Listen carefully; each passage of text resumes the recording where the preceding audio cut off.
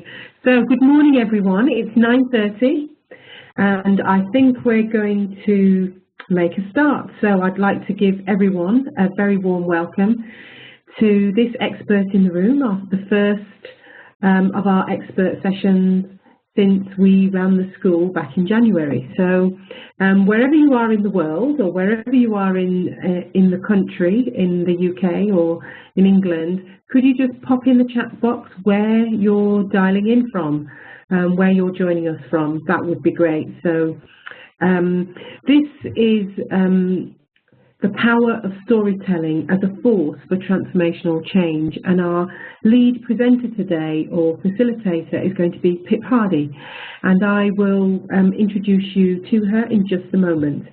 But really the whole purpose of our Expert in the Room sessions are about making our community of people that we've been connecting with through the school and through the Edge, through Change Day, through all of our communities, all the people that have now become this kind of really big community of people who are relating to each other, learning from each other, is about making that stronger.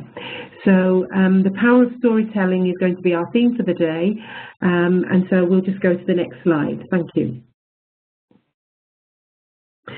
So if you're joining in from England or beyond, here's just some things that are going to make our session run smoothly and help you to be able to connect with us.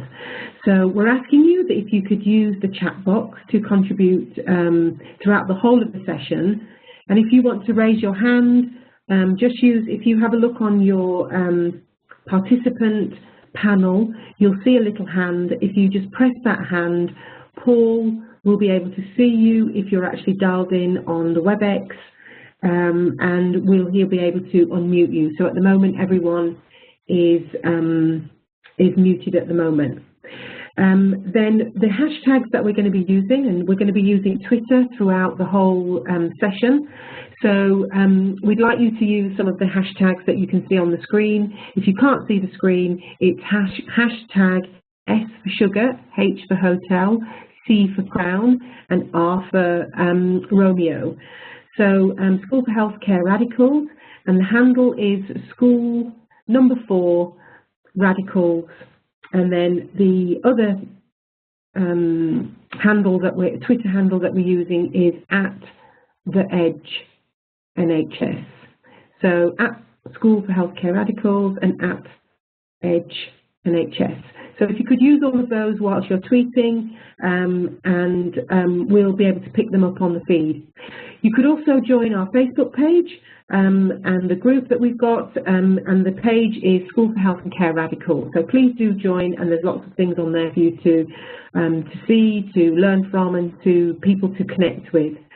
We'll also be producing summaries for the discussions on each of the modules during the Storyfy, using Storyfy and Pinterest. And what that does is really just bring all the key themes together and puts them into an easy, digestible way of looking at what the whole themes that have come throughout the whole session. And we'll also do that on Pinterest as well. We have a tweet chat each Wednesday between 4 and 5 GMT time. So if you use the School for Health and Care Radicals hashtag SCSHCR, you'll be able to join in on that, and anybody is welcome to that. So the next slide. So the team that we've got today, my name is Jackie Linton. I'm part of the Horizons group at NHSIQ, and you've got everybody's Twitter handles on here as well. So I'm just going to be doing the introduction now, and then our key presenter today is Pip Hardy. We've also got some Twitter monitors, and we've got 2. We've got Kate Pound, who is going to be one of our key Twitter people, and we've also got Carol Reed as well, and you can find them on Twitter as well.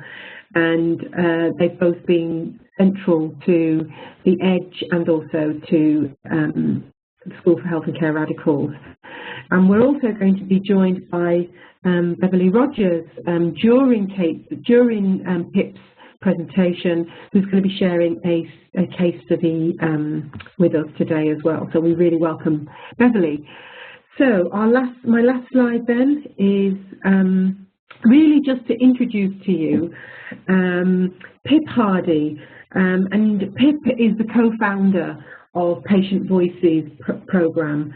And the programme is now one of the largest and longest running digital storytelling projects in the world. And Pip was just telling me earlier, you know, some of the stuff that she's been, you know, sharing right across the world in terms of the power of storytelling and how that can transform our whole change process and transform people's lives in terms of how we share and how we connect through the power of storytelling. So without further ado, I really just want to hand you over now to Pip Hardy, and I hope that you've been able to read the little CD that's on there, which I probably haven't done justice to, but a very, you know, compelling kind of person and believer in what she does. So over to you, Pip.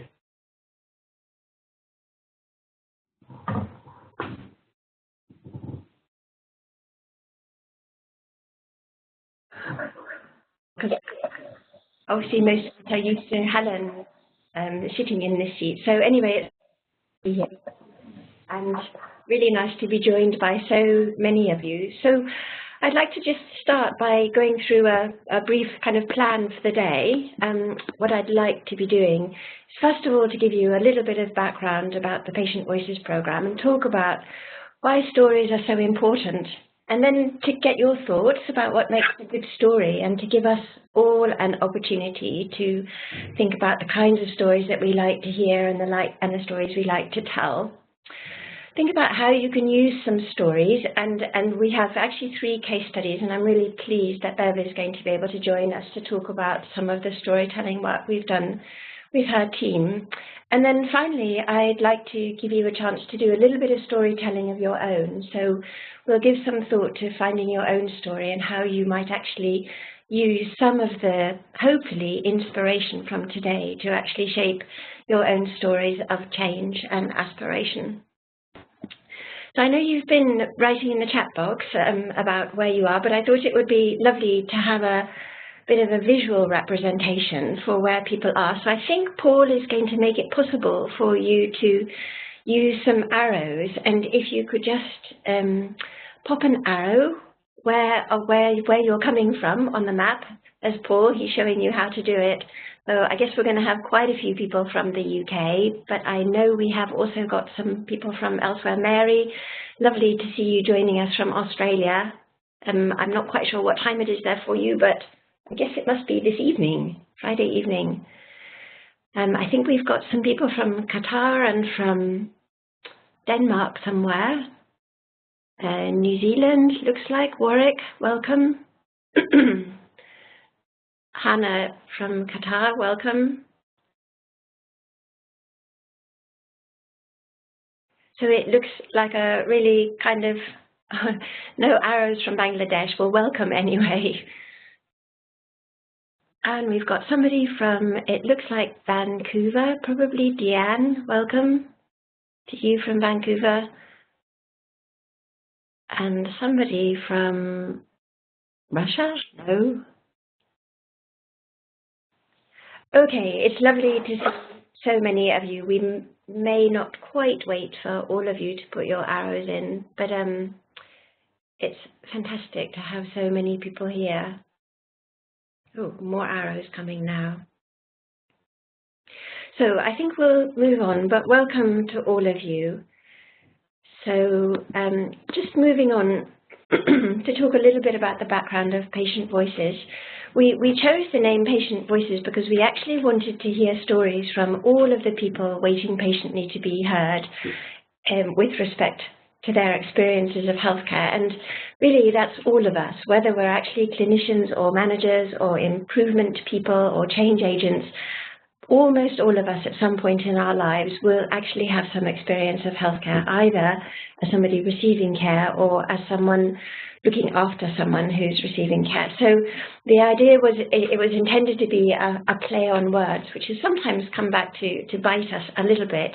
But I just wanted to explain that to you and to say that we've actually had very many stories from staff, clinicians across the interprofessional range, as well as students and, of course, many patients and many carers. And it feels really important for us to be able to listen to all of their stories so that we can all learn from one another. We set up the Patient Voices program in 2003 really as a way of offering a different kind of reflective opportunity, particularly in the early days of e-learning. We wanted to find a way of helping people to think about the why of doing things and not just the how or the what. So in that time, we've recorded nearly 1,000 stories told by all kinds of different people. Many of those stories have been released. Sometimes people feel that they're not quite able to release their stories. All of the stories on our website are freely viewable and freely usable by people involved in healthcare education and service improvement. We get quite a lot of hits on the website every year.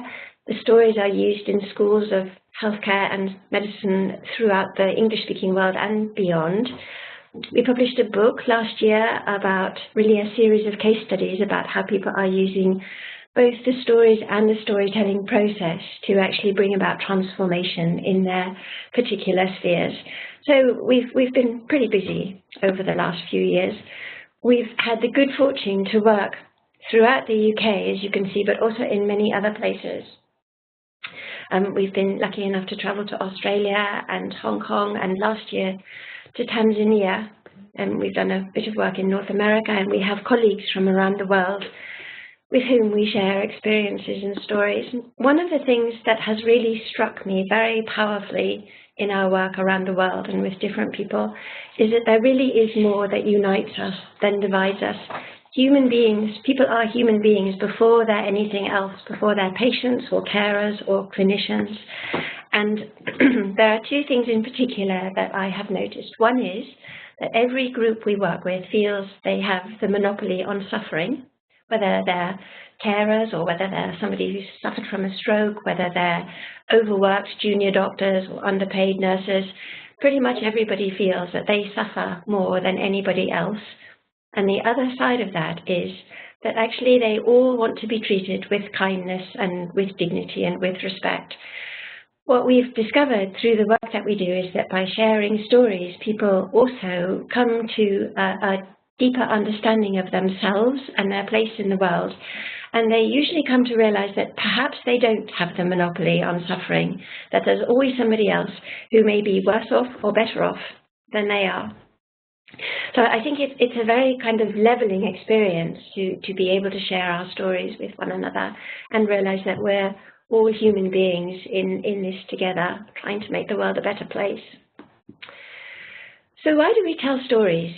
Initially, our goal was actually to use stories in education. So we were very encouraged when we discovered this quote from Pascal, and he said that we tell stories to entertain and to teach. So I guess if you have ever had a really great teacher, almost certainly they will have used stories to illustrate the important points that they wanted to make. And they do that partly through entertaining people. And we all know when we settle down to hear a good story that there's a sense of anticipation and delight that we're going to be hearing something that will be instructive, but hopefully also entertaining. This is one of the slides that Helen uses, and I think it's a really helpful way to get us started thinking about why we tell stories, that people have begun to forget how powerful human stories are. We've all, I think many of us at least, have exchanged our sense of empathy for a fascination with data, networks, patterns, and total information. But really, the data is just part of the story. The human stuff is the main stuff, and the data should enrich it. Some of you may be familiar with Brené Brown and her work on vulnerability and courage. She talks about stories being data with a soul, which I think is a really lovely way to think about stories. We need the data and we also need the stories. So my colleague Tony Sumner summed up a little bit of the distinction when he talks about statistics telling us the system's experience of the individual, whereas stories actually tell us about the individual's experience of the system. So you probably, hopefully you kind of realize from this quote that when an organization wants to find out what people think about their service or their product, they ask questions that are important to them. How did you find the cleanliness on a scale of 1 to 10? Would you recommend this to your friends and family? But actually, they're always the questions that are important to the organization and not necessarily the questions that are important to the individual. So if we actually want to find out what matters to individuals and to gain an insight into their experience, we really need to listen to their stories. Robert Francis talked in his first report back on the tragedies at Mid-Staff Hospital.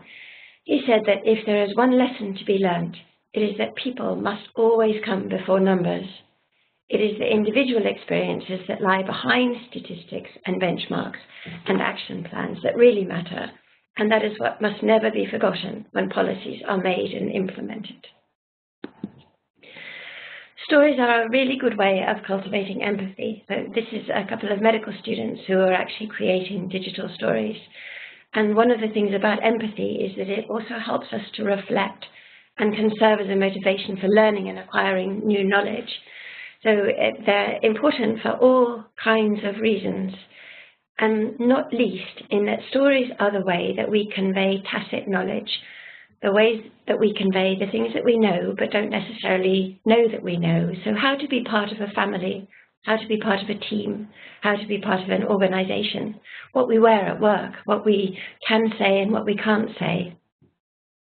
I think one of the other helpful things about stories is that they can actually help us to acquire different kinds of knowing. So in healthcare in particular, there is a particular emphasis on empirical knowledge, the facts and figures, the things that we need to know in order to treat patients safely. But we tend to forget, perhaps, about the other kinds of knowledge that can make really, really effective and caring health practitioners. We need an aesthetic knowledge, an appreciation of what is beautiful, and stories, art, paintings, pictures, sculpture, music can actually help us to acquire and sustain aesthetic knowledge. We also need to have a moral kind of knowing. We need to know what's right in order to help us make judgments. Often we need to make very quick, very hasty judgments in very challenging situations. So we need to have a really strong sense of morality and what is right and wrong in a particular situation. It's very helpful to know ourselves and to have personal knowledge. Otherwise, we don't really know how we fit in. We need to know where something is likely to trigger a particular response. And stories can help us to do all of those things. And by acquiring those different sorts of knowing, we can actually bring an authentic presence into the caring encounter in whatever way we actually serve people. Donald Schoen, who some of you may know about as a kind of guru of reflection, talked about storytelling as the mode of description best suited to transformation in new situations of action. And I think as change agents, all of us are actually trying to bring about transformation. So it's helpful to think about the ways that stories can enable us to do that.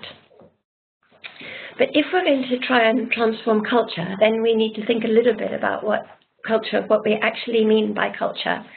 And I've taken a bit of time to look at various definitions of culture. The dictionary defines it as the attitudes, feelings, values, and behaviors that characterize and inform society as a whole or any social group within it.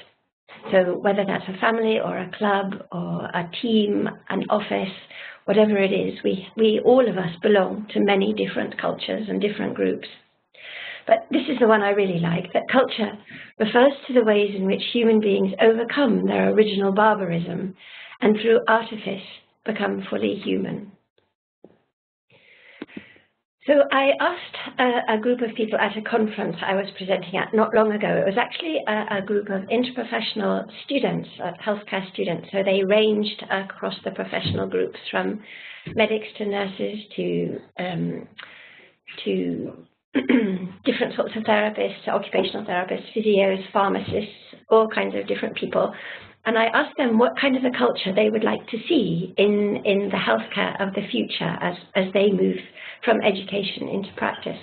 And this was their list, and I thought, I really wasn't sure that I could actually add anything to it. I thought this is a pretty good comprehensive list of the kind of culture that we might be looking for. If you have any additional thoughts to the kind of culture that we should be thinking of, you might like to just put your thoughts in the chat box. It would be lovely to see whether you have other ideas. But certainly for me, this covered most of the really important aspects of the kind of culture of the future. So we have learned in healthcare quite a lot from the aviation industry, and as it happens, my father was a researcher in a very large research project into investigating why aviation safety was so poor. This was back in the 1980s, and they decided to use stories as their main method of gathering data. And what they discovered was that it was really crucial to have good communication, and that communication needs to actually go in both directions. We often tend to think about communication as a kind of a one-way thing, but we also need, if we're going to sustain the kind of culture that we're talking about, we need to be able to share our values, and a really effective way of doing that, of course, is through sharing our stories. So I see that we're getting some nice comments in the chat box. People are talking about a culture that's welcoming and accepting, one that's non-judgmental rather than blame-oriented, one that's flourishing. That's a lovely word to use about the kind of culture that we would like to see. We don't want culture that's stagnant and dull. We want it to flourish. So thanks very much for your thoughts in the chat box on those. So communication, we agree, is really central. And one of the findings of this research project that was actually funded by NASA was that we need to assure a substantial flow of vital information so that the information derived would be helpful to all and harmful to none.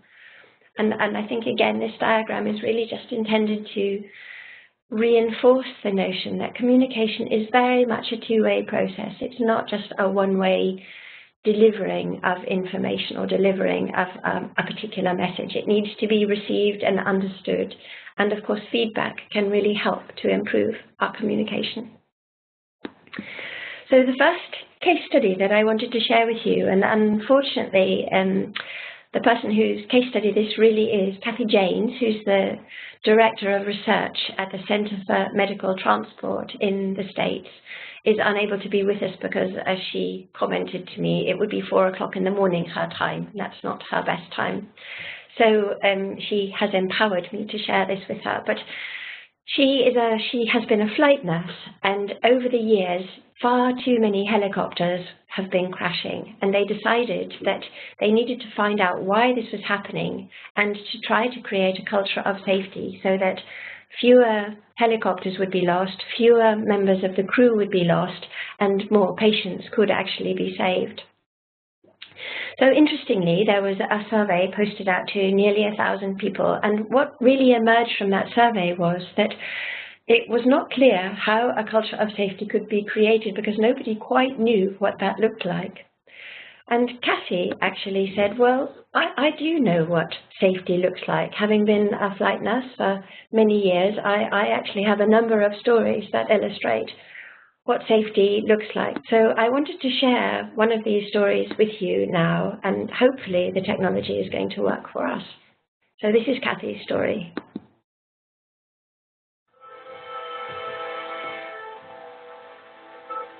One of the things I loved about being a flight nurse was that my opinion really mattered. I was listened to. That wasn't true in every area of my life. Divorce and a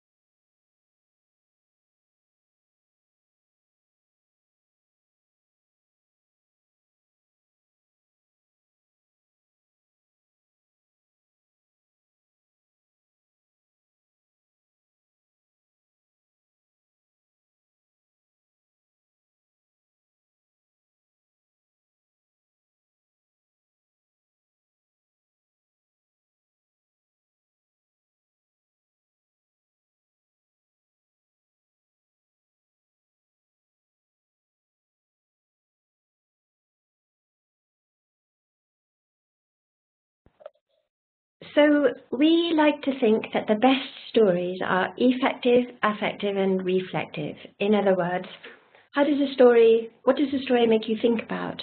How does a story make you feel? And what might you do differently? So really connecting the heart and the head and the hands. So I wonder whether any of you would actually like to contribute in the chat box and suggest maybe how the story made you feel, what the story made you think. And if anybody would like to say anything, if you could raise your hand, Paul can unmute you and you can actually contribute to the discussion. So yes, I'd love to hear your thoughts in the chat box.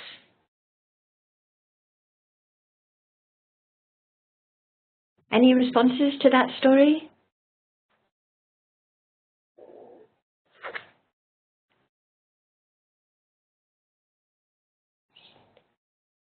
Any thoughts about how it made you feel, what it made you think? It sounds as though some people weren't actually able to watch the story. Okay, so her personal problems resonated. How did that actually make you feel? Captured the heart of her experience, sharing her vulnerability. Yeah, that's a really insightful comment. Thank you. Gave you courage. Okay, so it's lovely to hear your emotional response to that, and the issues of trust made you feel connected. I felt a bit shaken. Well, to be honest, I actually worked with Kathy to make that story, and I think I probably had to watch it 60 times before I didn't have shivers running down my spine. So the video is actually on our website. A couple of people are asking if they could have access to the video. So yes, we'll be able to send you the link to the story on the Patient Voices website. Okay, I think we might just move on now. So, oh yes, she's learned from her experiences and pushed herself. Simple things can make a big difference. Yeah, okay, so there's some great comments about the story, and hopefully you can see that it's not just a story about being a flight nurse, that the message of the importance of communication and teamwork is actually applicable across any kind of team, particularly, I guess, operating theatre teams. But really, we need to have trust within the teams that we work.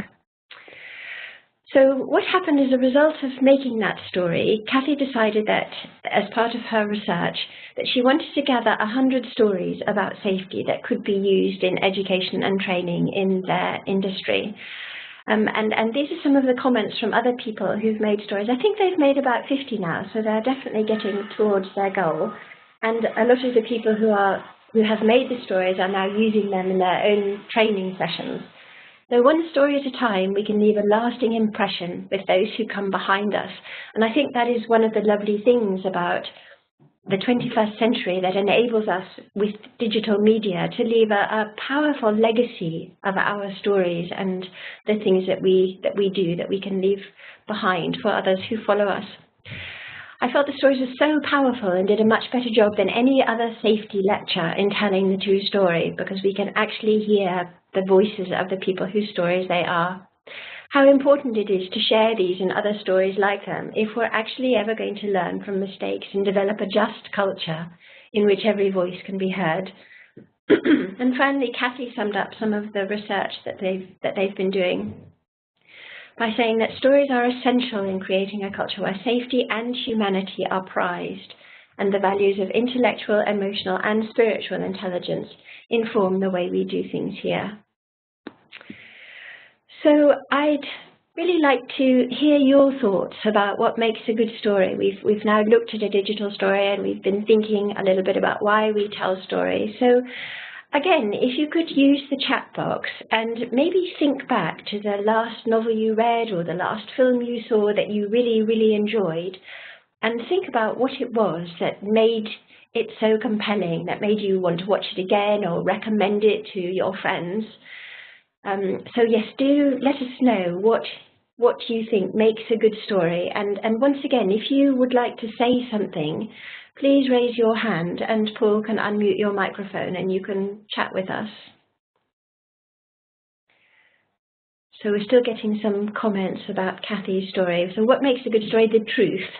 Okay, so a good story needs to be authentic. Yeah, that's a really great point. A good trashy novel has a sense of injustice. Interesting.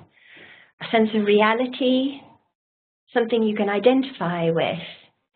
Puts us in the role. Okay, so we can actually stand in somebody else's shoes. Pace, intrigue, and tension. Yep, short. Connection with the characters and with the emotions. Yeah, these are all great points about what make good stories. Hope. Challenging, powerful, emotive, a sense of drama. Okay, you want to know what the author wants you to do or think or feel. Interesting. So you want to be guided as to your response to the story. Having a window onto somebody else's world, that's a really insightful comment, and making sense of things. Standing in someone else's shoes, you can understand their situation, indeed.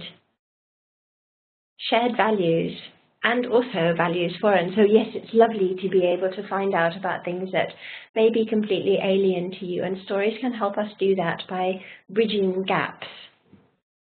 Needs to be thought-provoking. A structure, an introduction, a middle, and an end. Yes, but not necessarily always in that order, interestingly. Okay, well, I have some ideas that I'd like to share with you about what makes a good story. So I think we'll perhaps move on. And these are really just some quotes about what can help to make a good story. So Mark Twain, in a letter to a friend, said, "I'm sorry to have written you such a long letter. I didn't have time to write a short one." Those of you who've ever had to write an abstract for a paper or a report are probably familiar with this kind of sense of, oh my goodness, how am I going to cram all of this into 200 words? It takes a lot of time to actually write a short story.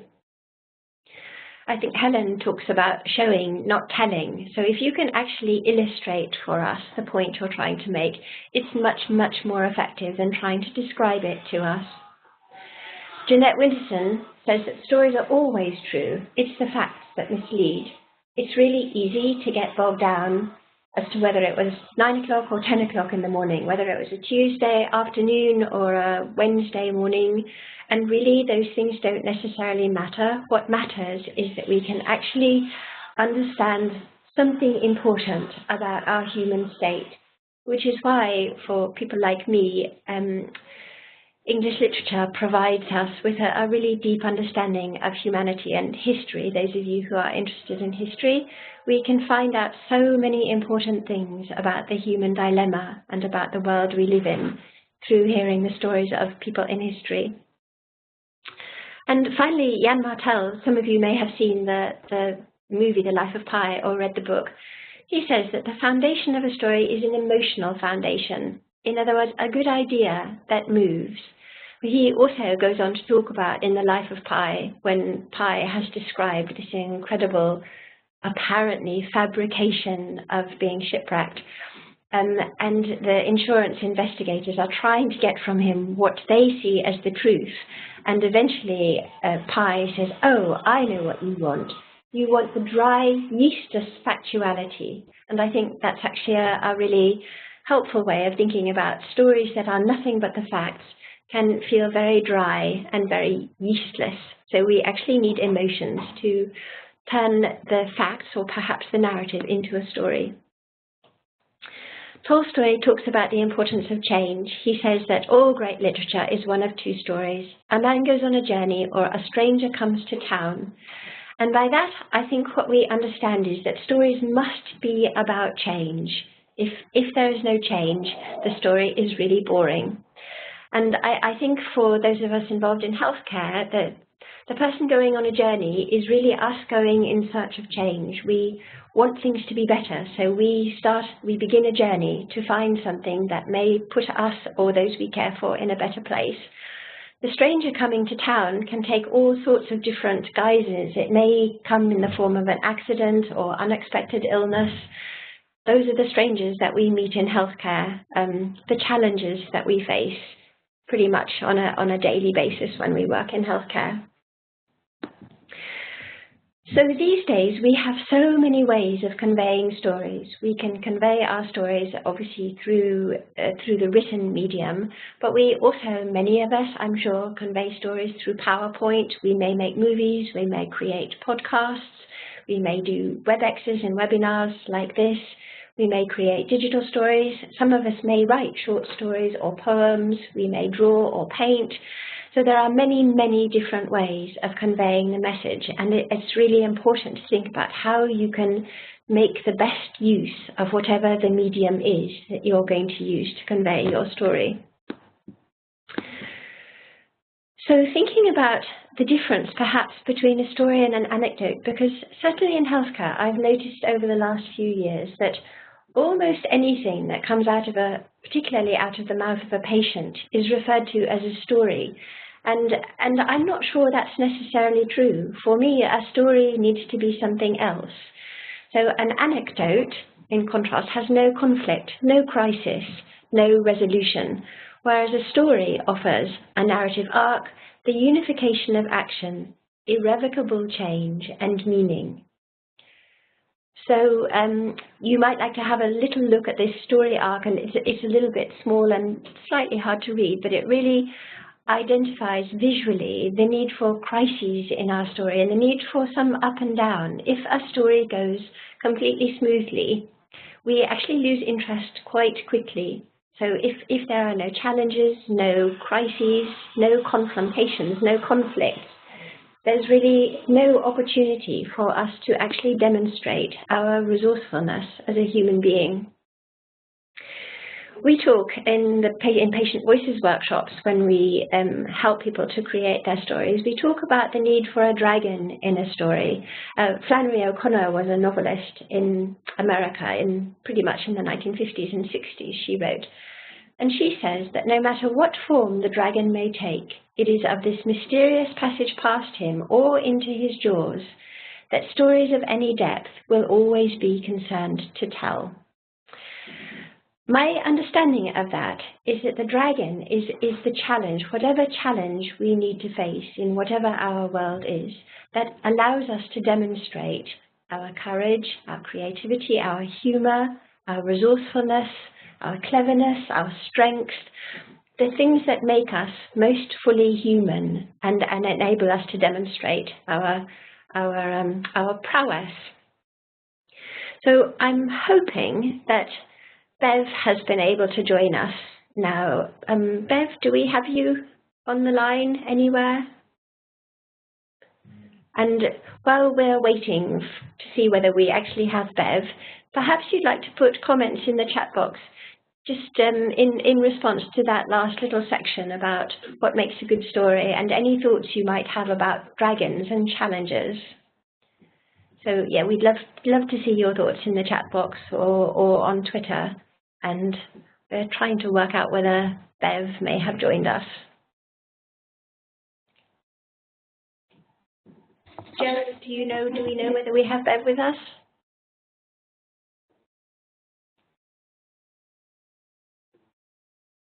Hello? Hi, Pip, we're just checking now. Okay, thank you.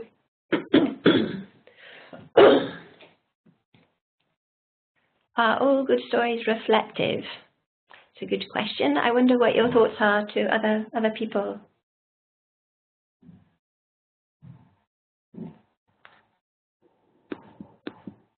So, all good books are alike.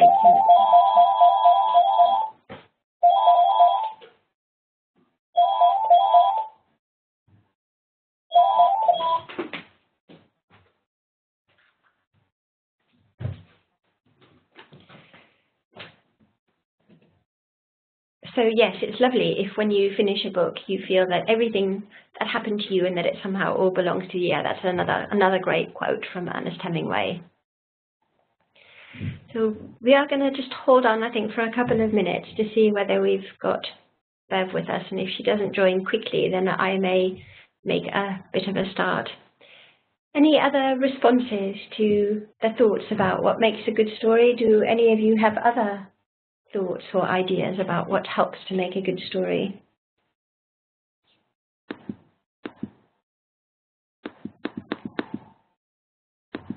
Any other thoughts? A bit of talk about messy stories. Most stories are messy, I think. And that's why we have to reflect on them to try and find the meaning, the meaning in our stories. So most stories are improved for a bit of reflection. Yeah, interesting comment about cultural differences and how stories may unite us, but of course they can sometimes also divide us, unfortunately. Somebody talking about Ishiguro. Yeah, lots of stories are great allegories of journeys. Telling stories definitely needs courage. Yes, thank you, Joan, admitting your problems to others. But actually, strangely, we find that once people have actually shared their stories, they realize that, of course, many, many other people, they have similar stories and similar fears. Any sign of Bev? Yes, we're Hello, here. is that you, Beverly? Hello, yes, we're here. Fantastic. Hi, Bev. And Laura, are you there as well? Yes, I'm here. Hello. Wonderful. Morning, Tiff. Hi, it's great to have you with us. So I've got a couple of slides, Bev. Do you want to tell us a little bit about Ward 14 and a little bit of the background to the story? Yes, I'd love to. I can't see the slides in front of me because we're at work and we've had to find a quiet place. Okay. But a little bit of background about the ward. I'm Bev Rogers. I'm the senior sister in Ward 14's acute oncology at South Tees. And sitting next to me is the lovely Laura Met, who's one of our clinical sisters. And Laura and I were both lucky enough to participate in the storytelling workshops. A bit of background. In November 2011, the OD team at South Tees asked me to lead a team in difficulty. And at that time, there were lots of issues. There were issues around, there was a lack of consistent nursing leadership. Staggeringly, there'd been 10 ward managers in 14 years, so there was no consistency. We experienced that medical staff were completely disengaged. There was low morale amongst the nursing team, and not surprisingly, against that background, there were high sickness levels. There was some underlying team dynamics, a little bit of intimidation, and the staffing levels were really poor. We had high numbers of patient complaints and patient safety incidents, including medication errors. So there was a lot to do. And against all of this, we asked the staff how they would feel to have their own friends and family nursed on the ward. And the results were really damning. 93% of staff reported that they wouldn't be happy to have the friends and family nursed on the ward. So clearly there was a major issue and something needed to be put in place.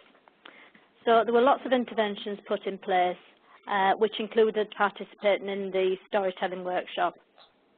And this would allow us to have some time away from work, away from the constant pressures, reflect on the situation and really look at what we could put in place to move on. When Maxine, Connor and Pip spoke to me about the digital storytelling, to say I was sceptical was an understatement. I really didn't think I had a story to tell. If I did have a story, would anybody else find it interesting? I'm also not someone who bears my soul easily to people that I don't know closely. And I didn't really think I would benefit from the exercise. So given the negativity that I had, I was then asked to recruit 5 staff to attend with me. And to say that was difficult is a bit of an understatement. Anyway, 4 days away from work seemed to do the trick in the end, and 6 of us went along to the first workshop. And how wrong I was about the value of the storytelling. I can say that I learnt more about my team in the 4 days that I spent with them than I had in the preceding 12 months. I had absolutely no idea how staff felt about the ward and the problems that we were experiencing. There was staff despair, they were angry, frustrated, sad. It really was all quite overwhelming. When the first workshop ended, we were all a bit sad that it had ended, and I had to recruit 5 more staff for the second workshop. But by this time it was easy. The word had got out and staff wanted to attend. And after we'd done the second workshop, you know, there would be, staff would comment to me. Kay, one of our clinical sisters, had said, well, that's my closure now. I want to draw a line under it. And one of our lovely healthcare assistants, Kath, had said that she loved the job before, but she loved it even more now. So I play the presentations quite a lot, the stories quite a lot at different presentations, and even 2 years later, I find them really emotional, but I'm very proud of the team. And against that background, after the workshops had ended, we asked staff how they would feel about the friends and family being nursed on the ward, and the response was 90% positive. So I really feel that taking part in the storytelling exercise helps staff to reflect on where they'd been, but more importantly, what they needed to do to sort of move on. I've got Laura sitting here with me, and I know she participated in the second storytelling workshop. I'm not sure what your thoughts were, Laura, when you started. Well, again, like you, I thought group sessions really weren't for me. Felt really nervous. But as a clinical sister and leader of the team, I felt like I should be going rather than I wanted to go. And I felt on the first morning, I felt really nervous, and I know we all did, and we were all saying, we looked like we were going to, I don't know, to our death or something. It was just really like nerve-wracking morning. Pip put us at ease, and you know, and I really didn't think I had a story to tell either. I thought, I don't know what I'm going to say. I didn't think what had happened on the ward had really affected me that much, but obviously it had, and we were all, that morning it was really quite emotional, and I felt like we got a lot out of it. After we'd done our story, and it just sort of flowed, it just sort of come natural. I felt relieved. I felt valued and valued the other members of the team, and you got that sense of team by the end of the 4 days, and friendship really. You know, not just working relationship. We all sort of developed a better friendship. I looked forward to going back to work, and it just made me more positive, and you know, a better sense of team, and you know how we all wanted to work together. It was, you know, just a really positive experience. Got a lot from it. I don't know if you want to play Laura's story now, Pip, or whether there's anything else you wanted to ask us. Yeah, I would love to play your story. I'm actually showing the slide of the word cloud that was made from Laura's script. Laura, do you want to say anything specifically about your story before I show it, or shall I show it and then you might want to say something? I think it sort of speaks for itself, really. So yeah, just yeah, play it. Okay, I'll go ahead and play. Enjoy it. Yeah. So hopefully, most of you will be able to see this.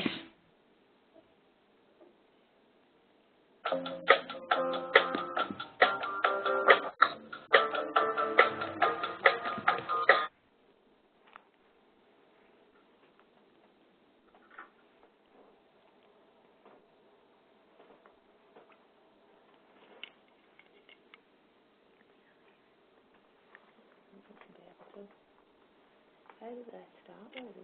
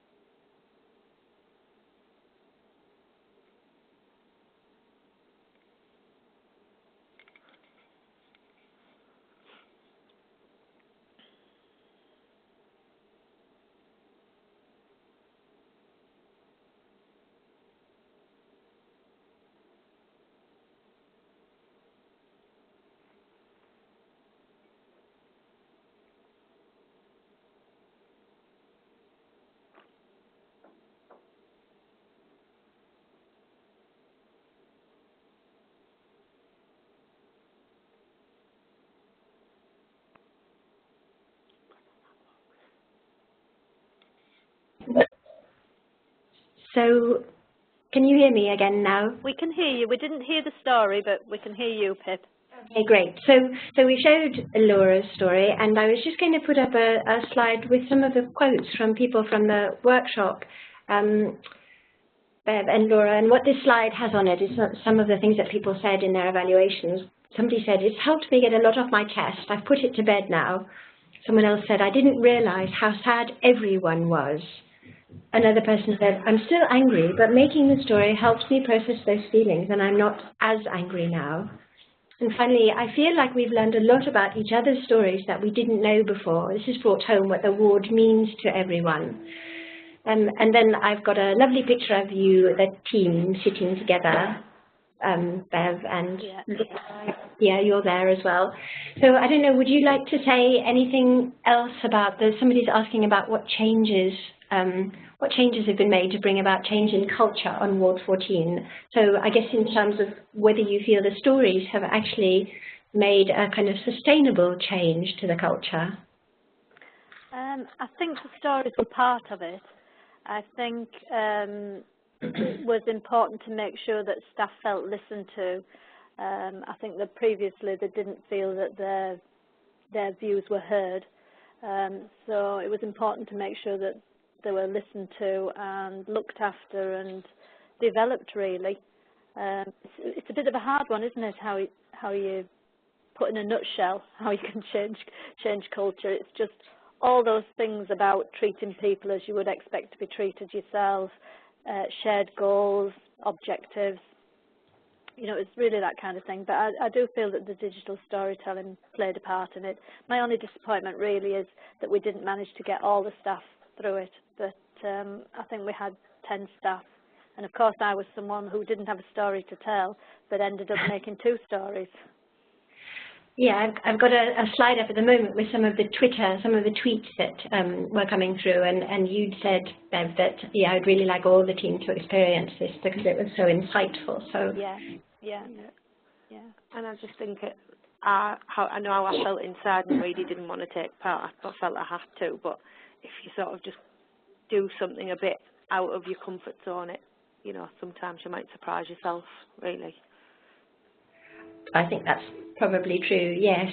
So somebody's just asking how you work together now. I think that's for you and for Bev and Laura. That's a question for you. How, you know, has it changed the way you actually work together as a team?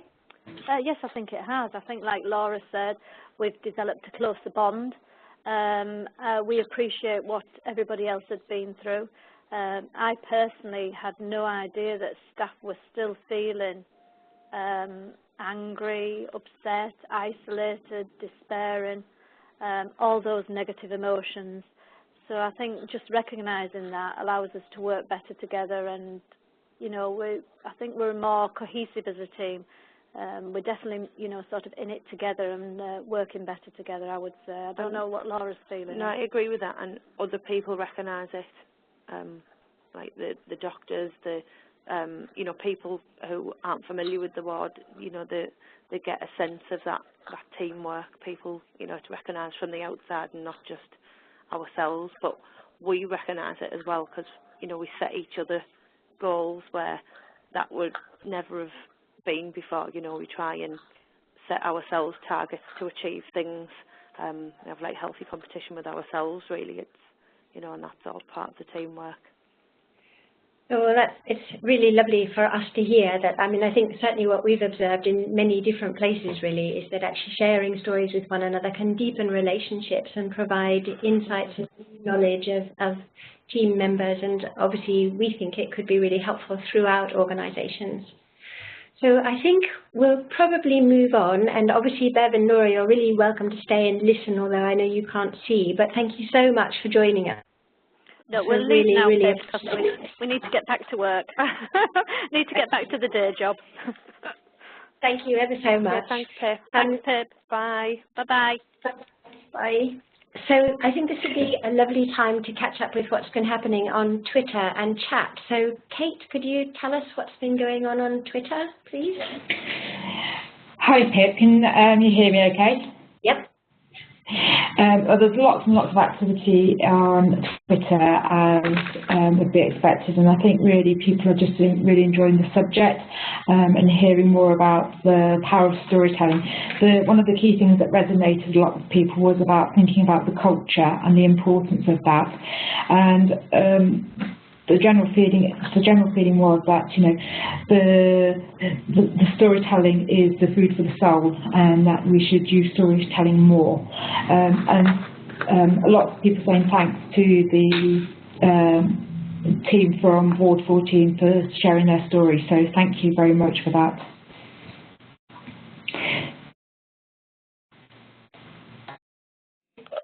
Carol, what's been happening in the chat box?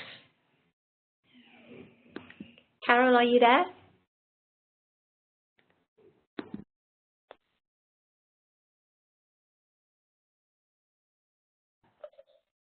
Is Carol with us? Hi, Pip. Can you hear me now?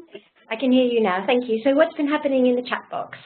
Been very busy in the chat box, and I would say it's been really fascinating to see obviously the worldwide contribution that's been going on in the chat box. We've got people wanting to co-create resources, to share knowledge whilst the presentation's been going on, so that's been fantastic. Some brilliant quotes. Stories, a window to another world from Jafet, looking at themes Maureen's been talking about, and Sarah's mentioned about being in somebody else's shoes, and about Polly mentioned a good point about giving people time and space to tell their whole story, not just the bits that we want to hear. And so often stories are modified to protect others, Rachel said. So I think people are really reacting to the stories that they've heard. They're really wanting to understand and deconstruct the process of storytelling, which I think is fantastic. Wonderful, thanks ever so much. So I'd like to move on now to think a little bit more specifically about how you might like to share a great story. We are very indebted to the Center for Digital Storytelling, who are based in California, for firstly coming up with the whole idea of digital storytelling as this workshop process to enable ordinary people to share their often extraordinary stories using digital tools. And over the years, they've come up with what they call the 7 elements of digital storytelling. But actually, the more we've taught this process and the more we've thought about it, it seems to us that the elements are really pretty relevant to any of the ways in which we tell stories in the 21st century. So these are the 7, and I'm going to go through them point by point and just talk a little bit about them, and then I'm going to give you a chance to do a little bit of storytelling of your own before we finish. So the first element is the point of view, and I think a few people have mentioned in the chat box how important it is to actually be able to see something through the eyes of another person.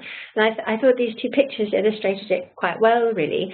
It's very common for people who come to our workshops to want to tell a story in the 3rd person, partly because that's the way they're used to writing, or they want to write the report, or they even want to write the PowerPoint presentation. And we say, no, we really want to be able to experience your world, to feel how it feels to stand in your shoes and see things from your perspective.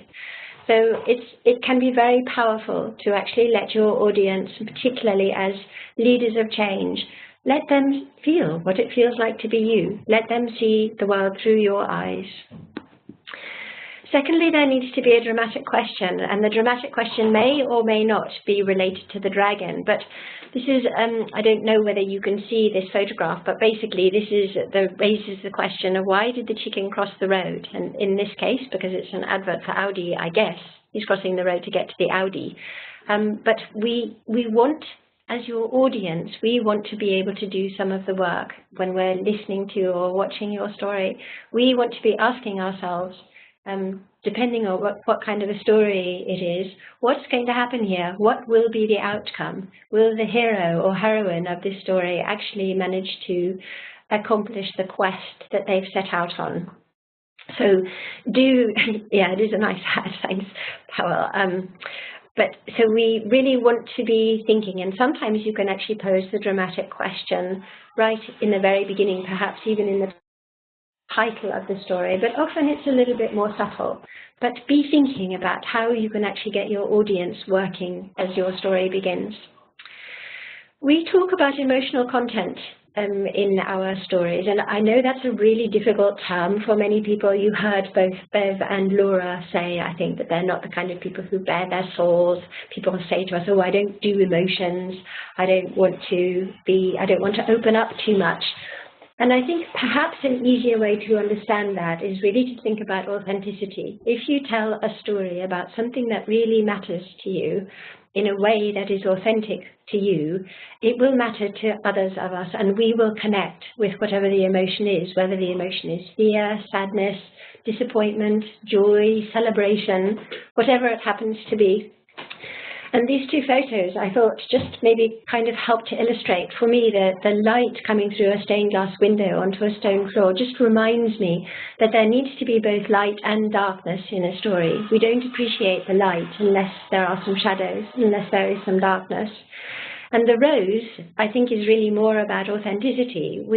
A rose is just a rose. It's not trying to be anything else. It's just there, being a rose. So if you are able to be yourself in your story and to let us see some of the lightness and the darkness in your life, we will be able to connect with your story emotionally at some level. So obviously, for those of us who do presentations or who may be doing podcasts or making videos, how we use our voice is really important. And many people find it very difficult to hear the sound of their own voice. In fact, we're pretty much still waiting for someone to come to one of our workshops and say, I love hearing the sound of my own voice. It doesn't happen very often.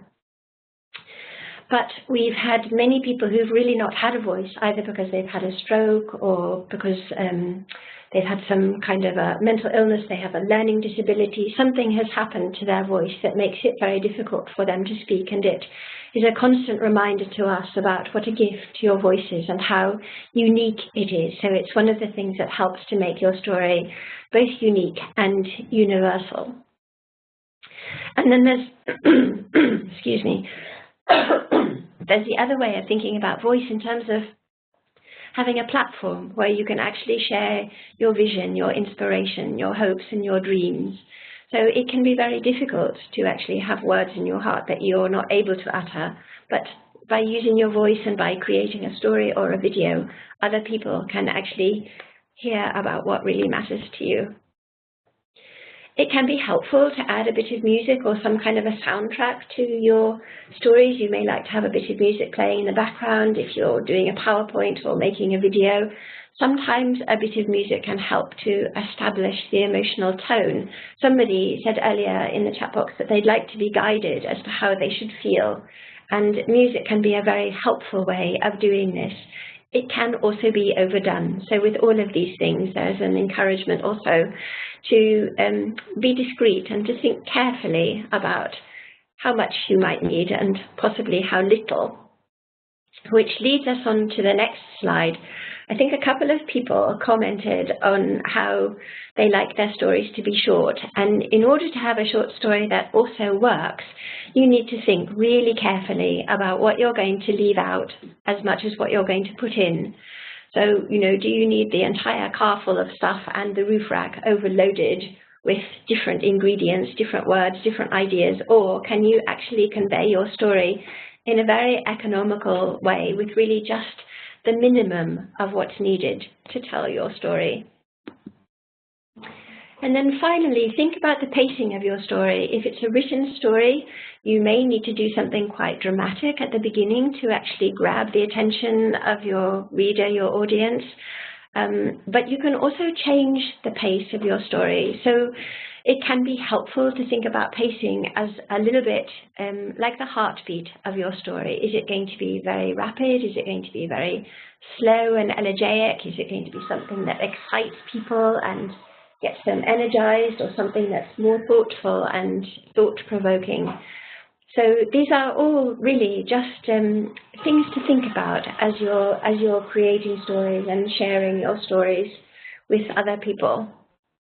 I just wanted to share with you a really, really short story. Some of you may be asking yourself, well, it's really difficult to share my very complicated, difficult story in just a few words, but I think it's usually reckoned to be one of the shortest stories in the English language, and it conveys so much. It's a huge story in here. For sale, baby shoes, never worn. 6 words that conveys an enormous story.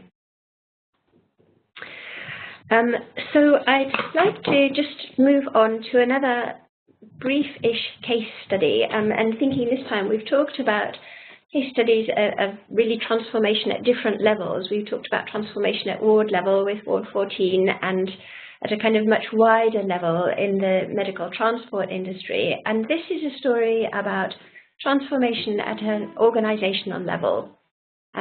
We've been working with Manchester Mental Health and Social Care Trust for some years now. They approached us a few years ago when they had very poor patient and staff satisfaction surveys in relation to dignity, respect and communication. They thought that stories would be perhaps a helpful way to illuminate what was actually going on behind their survey scores, behind the data and the statistics. So over nearly 3 years now, we've run 8 storytelling workshops with about 64 people. Most of them have created stories. Actually, sorry, that's the wrong number of stories. I forgot to update that because we keep doing new workshops. I think there are actually 67 stories, and about 60 of those have actually been released.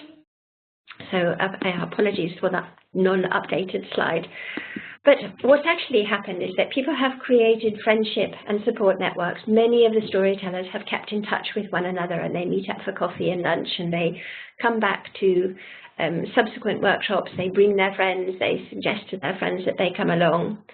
A story is now shown at the beginning of every single board meeting, where they actually use the stories to assure themselves that poor care can't happen again, or that good care will become standard practice.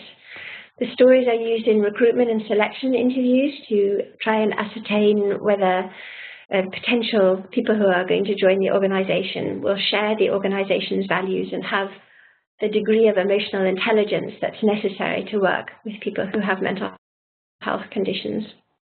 They're used in induction and staff training and in public screenings to raise awareness and reduce stigma in relation to mental health issues. So they've been shown very publicly in the Manchester Triangle.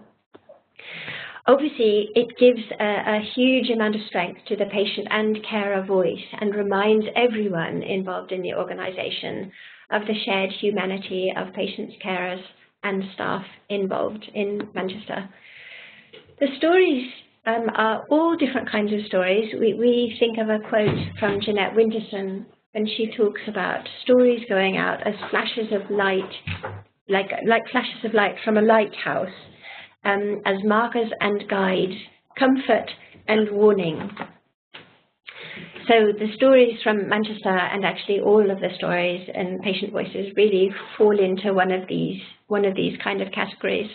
But one of the things that is so important when we're collecting these stories is that they are actually created by the storytellers themselves, and particularly where patients, and especially vulnerable patients, the opportunity to actually create their own video and have complete control over what goes in and what stays out is really important. And they then also have complete control as to whether the story is publicly released, whether it's shown any further, or whether they actually just need to make that story and take their DVD home and put it on a shelf so that they can put that story behind them and move on. So the degree of control by storytellers is really, really critical, and the fact that they do their own creation and that their stories aren't gathered or taken or collected. So lots of things have changed in the organisation. They now have dignity walks. Patients are more able to tell their own stories and to become involved in the creation of care plans. Patients and carers are definitely recognised as being experts by experience, and there's far more engagement with family members of people who are patients in the trust. But what's really interesting, and for those of you who do like data and statistics, is in this time there's been a very dramatic reduction in complaints, particularly complaints related to care, complaints related to staff issues and communication. And perhaps even more crucially, a reduction in clinical negligence claims.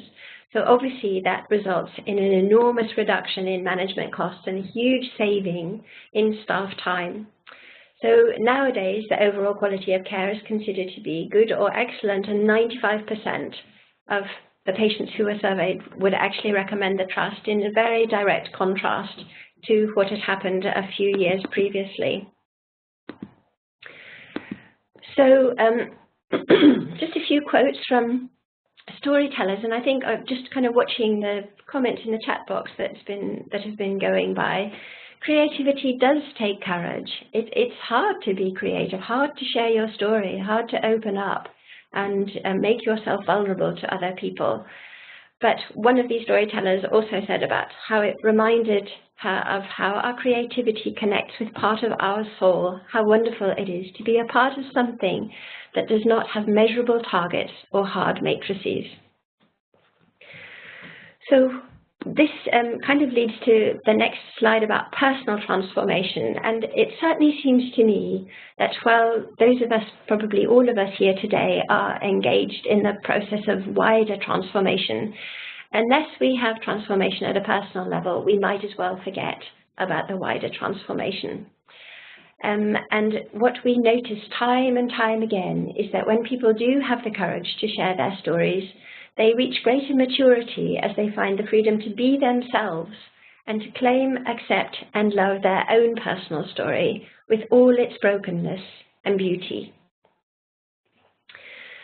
So now I think it's your turn to think about a story that you might like to share, and we're obviously going to have to keep these stories very short. And I'd like you just to begin thinking in the back of your mind about a decisive moment in your life, one of those moments where your life could have gone one way or another, perhaps a kind of fork in the road moment. And I'm going to just give you a few clues as to how you can do this pretty much in short sentences, in four sentences, a bit like Hemingway's, only we're going to have 4 sentences. So with your very first sentence, you need to make a connection with your audience. So as I'm talking, if you can, you might like to just make a note of a sentence that would begin your story about a decisive moment in your life. Okay, so once upon a time, maybe. Sorry, I need to go is actually quite an interesting beginning to a story, but I realize that you're actually leaving us, Gary, so I'm glad you've enjoyed it. With your second sentence, you need to give us enough context to be able to understand where your story is going to go. Where are you standing? Are you at the top of a tightrope with a bit of a detour? What's actually happening in your life that will illuminate and help us to understand where you're coming from? In a country far away, yep, that's a nice start to a story. We then need to have some kind of crisis or conflict. And again, this is that lighthouse. I don't know whether you can actually see the flashes of light going out from the lighthouse, but if you were a ship about to founder on these rocks, that would definitely be a great crisis for your story. But also be thinking about, if you find yourself in a crisis, are you going to be building bridges or are you going to be building dams? And then finally, in your 4-sentence story, we need some closure. We need to know that this is all you have to say about this particular topic at this particular time. It doesn't necessarily need to be the end of the story. It definitely doesn't need to be a happy ending, but we just want to know that you've actually concluded this story. So would anybody like to venture a short 4-sentence story in the chat box? Or would anybody like to read out a story that they may have managed to write while I've been talking? If so, please do raise your hand. And we'd love to see any contributions in the chat box for your 4-sentence stories.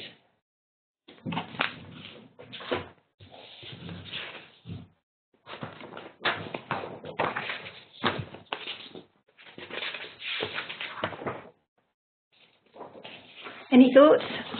No? Here I was in a psychiatric hospital in South Africa, thinking about the difference between the care of white and African psychiatric patients. It was then that I chose to transform healthcare for those who are most vulnerable. That's a great start. So, and then a patient said she'd failed. So we may not have time to wait for too many stories. 3 years ago, I nearly left nursing. That's a great start. A great start to the story. NHS changed my life. Oh, you've done it in 3 seconds. We might need a little bit more of a crisis there, but it's a lovely, positive story. So I think maybe I will leave that with you as a little bit of homework to actually be thinking about the 4-sentence story you might like to tell using the 4 C's, and try and think how much you can actually get into that story in a very short space of time. So I wanted to then kind of move on a little bit about how stories can actually help us think about our values and our identity. So with this, there should be, on this slide, there should be 2, okay, values, identity and story. So your values and your identity for most people are a bit like the hidden bit of the iceberg. We don't necessarily see them in any obvious way other than through your stories. And your stories, our stories, are really the ways in which we reveal our values and our identities. And stories can actually really help to shape our identities. Toni Morrison talks about narrative being radical, creating us at the very moment it is itself created. So think about how your story may actually change the direction of your life. It may change the way you feel about yourself. So again, as Laura and Bev found when creating their own stories, it actually changed the way they were, the way they felt about themselves, and the way they felt about working with their colleagues. Stories can also change our lives. So we often think we tell stories, but the stories often tell us. They tell us to love or to hate, to see or to be blind. They may saddle us, ride us, whip us onward, tell us what to do, and we do it without questioning. The task of learning to be free requires learning to hear them, to question them, to pause and hear silence, to name them, and then to become the storyteller. We've done some work over the past few years with students, medical students, nursing students, newly qualified nurses, and it has seemed to us that there are some really important things that are not taught in schools of medicine and schools of healthcare, and these very important qualities are to do with vulnerability, courage, and resilience. So a few weeks ago, we had a 4th-year medical student come to one of our workshops, and she was quite nervous about the story that she thought she wanted to share. In fact, she was really quite hesitant and said, I feel so guilty about this incident that I'm just not sure that I should even tell this story. But I would like to share her story with you, and then we will pretty much close this presentation. But I felt that this was a useful story to end on in terms of thinking about how we may need to continue to change culture and how we can help the clinicians and the people of the future, our future, to be the best people they can possibly be and deliver the best care they can possibly give. So this is Emily's story and education.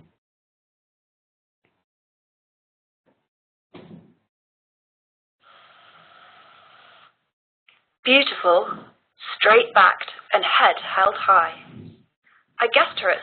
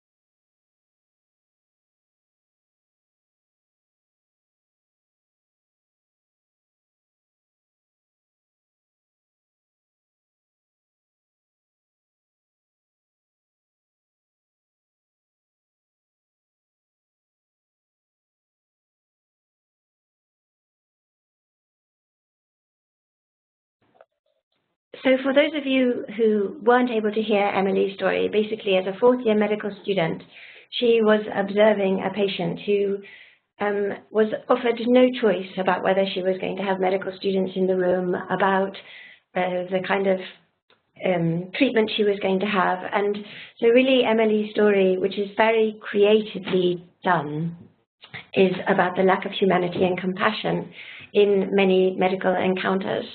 So yes, it's an extremely powerful and moving story, and really just the kind of story that we need to be hearing from the clinicians of the future. And of course, you know, the feedback from the other people in the group to Emily was, please don't even consider leaving the medical profession. You're the kind of person that we need for our future. So I'm seeing in the chat box that people did seem to think that it was certainly affective, a lot of comments about it being a powerful story. Any other thoughts, any other responses to that story? Emily shows great insight. I hope she will take it with her and influence many others as well.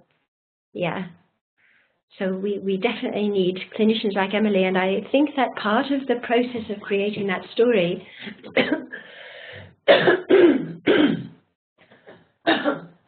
her opportunity to be very creative was one of the really crucial things about it. We don't always make much room for creativity in the health service. So we're nearly finished now. And I just, sorry, I'd like to leave us with a reminder from Gandhi that the culture of the mind must be subservient to the culture of the heart. And it's the culture of the heart that we actually get to through sharing our stories. And then the stories, really, if we think about all our stories as individual stories, we're kind of missing the point. And by maintaining our separateness and our individuality, we forget that every single one of our stories is really part of the greater story. And just in case any of you are still perhaps feeling a little bit hesitant about sharing your own stories, I would just like to end with a short poem, which hopefully will leave you feeling inspired to share your stories and to listen to the stories of other people. So the poem is called The Sleepless Ones. What if all the people who could not sleep at 2 or 3 or 4 in the morning left their houses and went to the parks? What if hundreds, thousands, millions went in their solitude like a stream and each told their story?